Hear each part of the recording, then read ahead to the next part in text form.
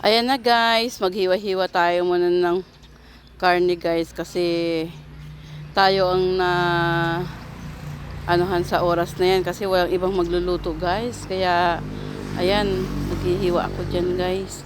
Dahil dito sa aming lugar, piyesta ngayon, kaya marami kami mga bisitang darating. So ayan, at nagtutulungan kami ng mga anak ko dyan guys. Ayan o. Kaya lang yung palibasa hindi kami ganun maghiwa ng mga karne, kaya medyo parang hirap-hirap din ako dyan guys. Ayan o. Buti na lang may mga anak ako guys na tumutulong sa akin dyan. First time ko kasi naghiwa ng ganyang kalalaking karne guys. Sanay tayo sa mga maliliit-liit lang eh. O diba? Yan, meron na ganun ng hasa ng kutsilyo para tumalim yung ating gagamitin. Ganyan, oh. Ayan, mga anak ko tumutulong sa amin. Kami-kami lang kasi dyan, guys, yung nagluto.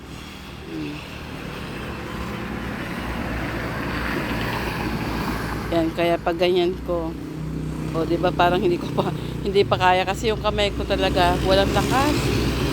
Siguro kahit matalim yung namin, ginagamit namin kutsilyo, talagang wala lang talagang lakas din yung kamay ko. Yan. Kasi ang lalaki ba naman kasi yung hihiwain ko. Pero sobrang ganda ng view guys. Ayan, ito yung lugar namin guys dito sa Bohol. Yan, sa likod ng bahay namin yan kasi ayan, tinulungan na ako ng anak ko. Sabi niya, ako na nga dyan mama. Parang mas malakas pa ako sa'yo. Kaya yan, hinanap niya kung saan siya mag-umpisa. Oh, diba? Buti na lang guys, may mga anak tayo na nagtutulungan sama-sama. Kaya maganda yung mga anak na tumutulong talaga sa magulang kasi ayan, pagkikipagpalitan sa'yo. Pero kahit ganyan guys, sobrang saya namin. Oh. Ang sarap ng tawanan namin dyan. May sounds lang kasi, kaya nag-noise over ko na lang para hindi magkaroon ng copyright. Oh, ayan. O, diba? Ang ganda-ganda guys. So, yan o. Tingnan nyo guys yung paligid namin guys. Wow! Ang sarap ng paligid pagmasdan. Ayan. Tapos, sobrang lakas ng hangin guys. Oh. Ang hangin talaga. Yan o. Kwentuhan. Diba? Habang kami dyan, nagkikwentuhan kami ng mga anak ko. Hindi lang marinig tuloy yung tawa ng mga bata kasi binoise over ko siya kasi nga yung mga bata kasi nagpapatugtog yung time na yan.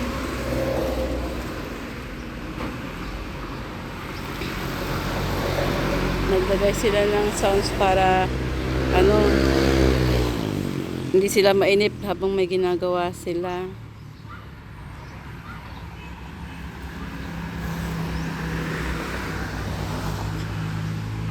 Kaya yung hiwa namin yan guys, may papunta doon, may papunta rito, ayan, ganyan. Hindi alam kung saan papunta yung hiwa. Mahirap talaga pag hindi ka professional na magluluto. Ayan, oh, kaya yung hiwa natin may malaki, may maliit, iba-iba. Oh, diba?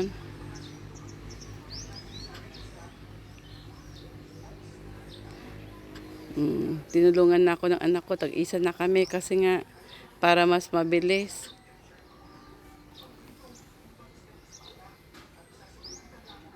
Si Papa kasi hindi yan makahiwa guys, kaya tumitingin-tingin lang yan sa amin. Wala na yung lakas si Papa eh. Hindi siya pwedeng magtrabaho kasi may edad na. Kaya tumitingin-tingin lang yan.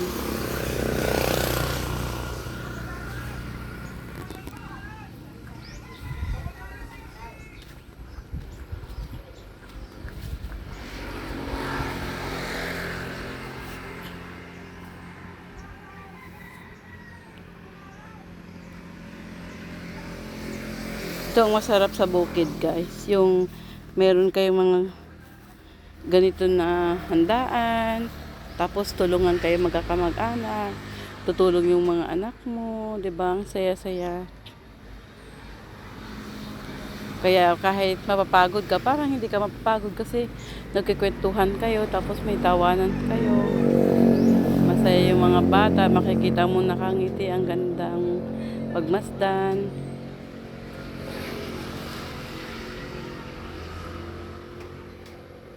Diba? Yan guys, ilalaga ko yan. Lahat ng mga ribs, buto-buto, pata, sasabawan ko yan guys. Kaya binukod ko yan.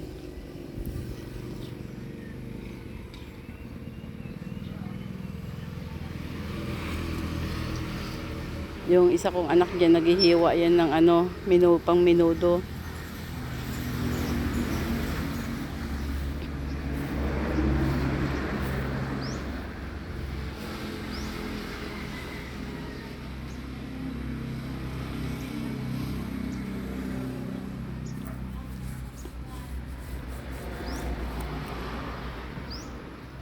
Yan guys, sarap po. Ang sarap ng hangin. Diba? Ang lamig. Ito ang kagandahan sa province guys, kasi ang lamig ng hangin. Tapos presko yung isip mo kasi sa tanawin pa lang guys. Tignan nyo naman kung gaano siya ka ganda, o diba? Yan. Tapos sa labas ka ng bahay, yan. Then kayo sama-sama na mag-prefer ng pagkain. Tapos ayun, mga anak ko guys, nagtutulungan yan sila. Lahat ng anak ko guys, marurunong yan silang magtrabaho. At saka hindi nila ako inaasahan na ako yung mapapagod. Tumutulong talaga yan sila. Ayan, nag-ihaw na ako dyan kasi ang sarap ng habang may ginagawa kami, nag-prepare na ako ng pagkain namin dyan na tanghalian namin yan.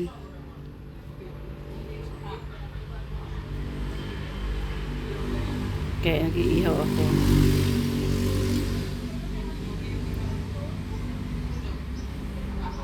Ganyan lang mag-ihaw guys.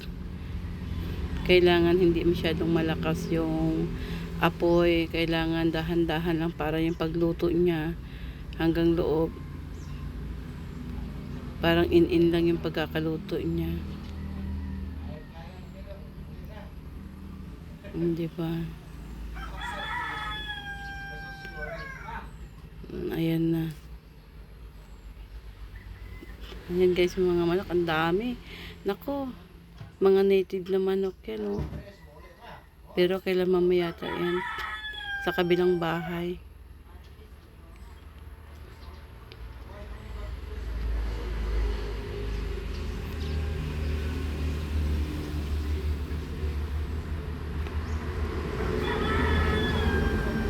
Hindi maiwasan, hindi maglakas yung apoy guys, kasi yung taba niya, yung mantika ng taba pupunta dun sa apoy. Ayan, tinikman ko nga pala yan guys, kasi kung luto na ba o hilaw pa, pero dahil luto na, okay na daw sabi niya. Masarap na, o diba?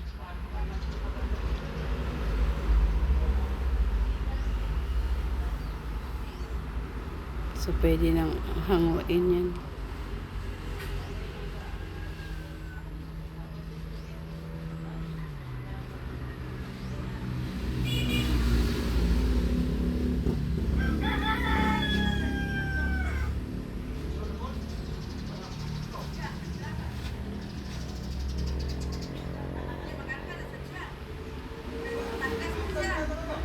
Ayan na. Kumain na yung mga anak ko guys.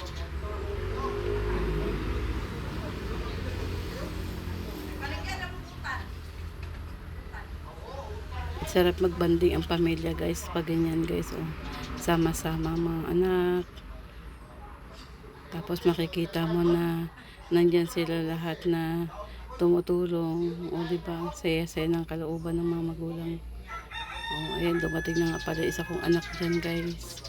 Inabot na kami ng hapon dyan, oh. Ayan, oh. Kararating lang yan, kaya di pa yung tumutulong kasi pagod pa yan galing sa school. Maghapon kasi naka-duty yan dahil nag-aral yan ng nursing. Ito nag-start na ako nagluto. Sabi ko, kayo na maghiwa dyan kasi andyan na si Papa ninyo. Ako na magluluto dito.